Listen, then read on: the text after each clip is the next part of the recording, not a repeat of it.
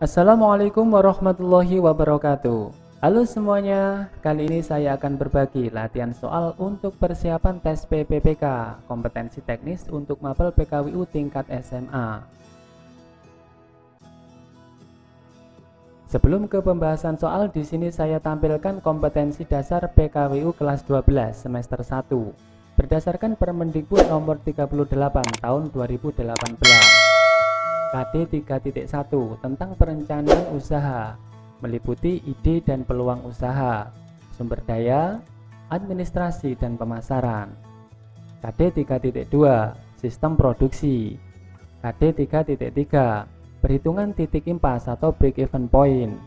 KD 3.4 tentang media promosi, dan KD 3.5 tentang sistem konsinyasi.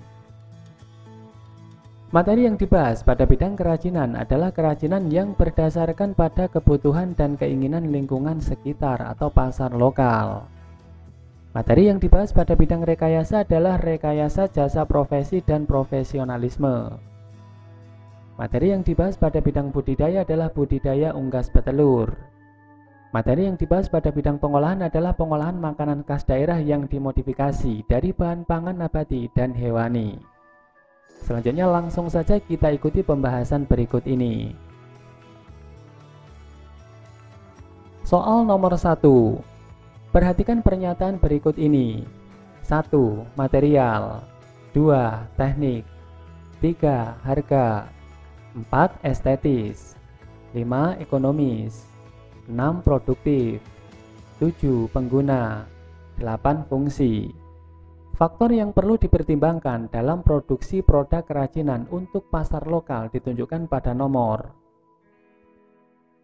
Jawaban yang tepat adalah D, nomor 5, 7 dan 8. Soal nomor 2. Peluang jasa profesi dan profesionalisme tersebar pada berbagai bidang, seperti bidang pertanian, bidang perikanan, bidang pendidikan, bidang teknologi informasi, dan sebagainya. Contoh jasa profesi yang memanfaatkan bidang teknologi informasi adalah A. Seorang bidan yang membantu proses persalinan. B. Pembuatan rancangan gedung dengan aplikasi komputer. C. Guru membuat media pembelajaran berupa alat peraga torso. D. Penyemprotan insektisida pada tanaman dengan menggunakan sprayer. E. Peternak ikan memijahkan ikan dengan memanfaatkan hormon ovaprim. Jawaban yang tepat untuk soal nomor 2 adalah B. Soal nomor 3. Perhatikan pernyataan-pernyataan berikut ini. 1. Pemeliharaan unggas yang intensif. 2. Tidak melakukan perubahan apapun pada saat unggas sudah memasuki masa produksi telur. 3. Mengkondisikan koloni dalam jumlah yang besar. 4. Kandang dibuat sedemikian rupa agar unggas tidak bisa melihat langit atau mendung, hujan, suara petir. Kandang dibuat agak rendah dan agak ke dalam. 5. Pembuatan petak-petak koloni kecil. Pernyataan yang benar tentang faktor penentu keberhasilan usaha budidaya ternak unggas petelur adalah jawaban yang benar adalah B, nomor 1, 2, dan 4. Soal nomor 4. Perhatikan langkah-langkah dalam proses pembuatan telur asin berikut ini. 1. Rendam telur dalam air selama 2 menit. 2. Bersihkan telur hingga benar-benar bersih, lalu keringkan. 3. Larutkan garam dalam air. Aduk hingga benar-benar larut dan masukkan dalam toples yang dapat ditutup rapat. 4. Rendam selama 10 hingga 12 hari dan jauhkan dari cahaya matahari. 5. Rebus telur dengan api kecil selama 1,5 jam. 6. Telur asin siap disajikan. Urutan dalam proses pembuatan telur asin yang benar adalah jawaban yang benar adalah A. Urutan dalam proses pembuatan telur asin ditunjukkan oleh nomor 1, 2, 3, 4, 5, dan 6. Soal nomor 5. PT Pangan Sentosa merupakan perusahaan yang bergerak dalam bidang produksi makanan. Pada bulan Juni diperoleh data kepemilikan persediaan bahan baku PT Pangan Sentosa yang meliputi 1.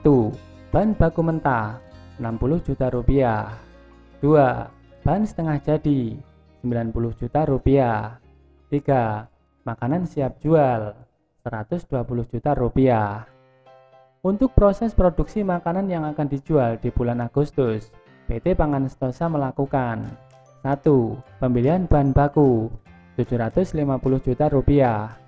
2. Biaya pengiriman 10 juta rupiah.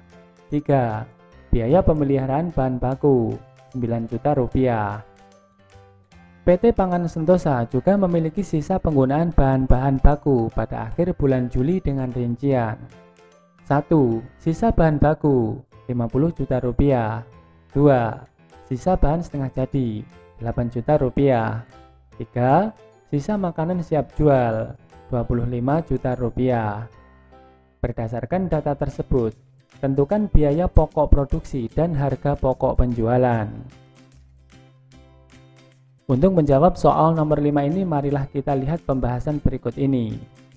Dari data-data tersebut dapat dilakukan cara menghitung harga pokok produksi dan harga pokok penjualan sebagai berikut. 1. Total bahan baku adalah 770 juta rupiah. 2. Total biaya produksi adalah 154 juta rupiah. 3. Harga pokok produksi sebesar 236 juta rupiah. 4. Harga pokok penjualan adalah 331 juta rupiah. Dengan demikian, diperoleh harga pokok produksi pada bulan Agustus adalah 236 juta rupiah dan harga pokok penjualan adalah 331 juta rupiah.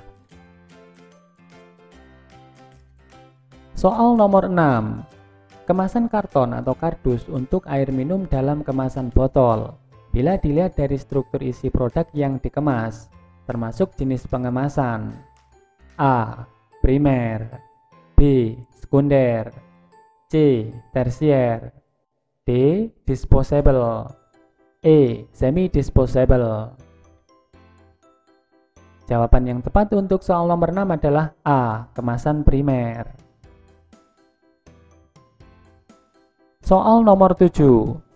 Biaya produksi adalah biaya-biaya yang harus dikeluarkan untuk terjadinya produksi barang dengan unsur berupa biaya bahan baku, biaya tenaga kerja, dan biaya overhead. Jenis biaya berupa biaya listrik, bahan bakar minyak, dan biaya lain yang dikeluarkan untuk mendukung proses produksi termasuk A. Biaya bahan baku. B. Biaya overhead. C. Biaya tenaga kerja. D. Biaya tak terduga. E. Biaya yang direncanakan. Jawaban yang tepat untuk soal nomor 7 adalah B. Biaya overhead. Soal nomor 8. Model pembelajaran berbasis proyek atau project-based learning merupakan salah satu model pembelajaran yang dapat digunakan oleh guru dengan menggunakan pendekatan saintifik atau scientific approach. Manakah yang tidak tepat berdasarkan dengan pernyataan tersebut? A. Pendekatan pembelajaran di mana siswa memperoleh pengetahuan berdasarkan cara kerja ilmiah. B. Melalui pendekatan ini, siswa akan diajak meniti jembatan emas sehingga ia tidak hanya mendapatkan ilmu pengetahuan semata, tetapi juga akan mendapatkan keterampilan dan sikap-sikap yang dibutuhkan dalam kehidupannya kelak. C. Saat belajar menggunakan model berbasis proyek, siswa dapat berlatih menalar secara induktif. D. Project-based learning atau model pembelajaran berbasis proyek merupakan salah satu model pembelajaran dalam pendekatan saintifik. E. Project-based learning atau model pembelajaran berbasis proyek merupakan salah satu model pembelajaran dalam pendekatan saintifik yang berorientasi pada masalah. Jawaban yang benar untuk soal nomor 8 adalah E. Adapun sintak model pembelajaran PJBL atau Project Based Learning adalah 1. Penentuan pertanyaan mendasar. 2. Penyusunan perencanaan proyek. 3. Menyusun jadwal. 4. Memantau siswa dan kemajuan proyek. 5. Penilaian hasil. 6. Evaluasi pengalaman. Demikian latihan soal untuk persiapan tes PPPK Mapel PKWU. Semoga bermanfaat. Wassalamualaikum warahmatullahi wabarakatuh.